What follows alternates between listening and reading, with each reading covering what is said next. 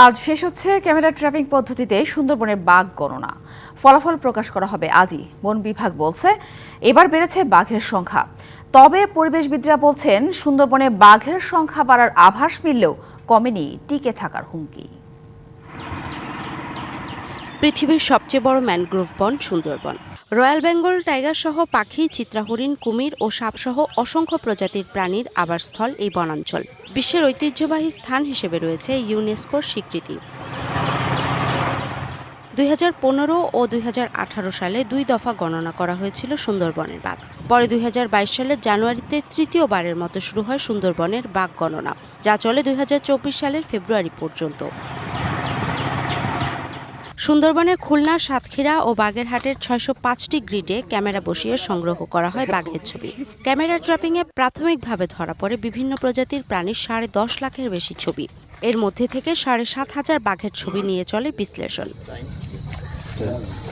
Shea butter ও vitamin E সমৃদ্ধ Lily glam beauty soap. Lily, always beautiful.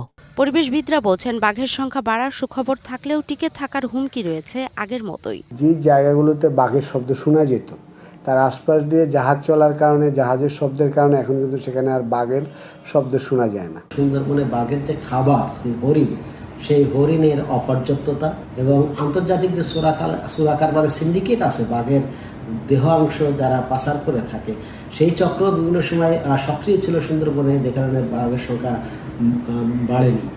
বন বিভাগ বলছে গেল 2 জরিপে সুন্দরবনে বাঘের সংখ্যা কম পাওয়া গেলেও এবার তা বেড়েছে। বাঘের ছবি পেয়েছি, বাঘের বাচ্চা ছবি পেয়েছি। এটা আমাদের জন্য এবার একটি ইউনিক কাজ হয়েছে। 2015 এবং 2018 সালের তুলনায় আমরা এবার অনেক বেশি অর্গানাইজড ওয়েতে এই কাজটা শেষ করতে সক্ষম হয়েছি। সুন্দরবনে বাঘ গণনা ও বাঘ সংরক্ষণ নামে 2টি মেগা প্রকল্পে খরচ হয়েছে 36 কোটি টাকা। ক্যামেরা ট্র্যাপিং এর মাধ্যমে 3 বছর ধরে এই বাঘ গণনা করে বন বিভাগ।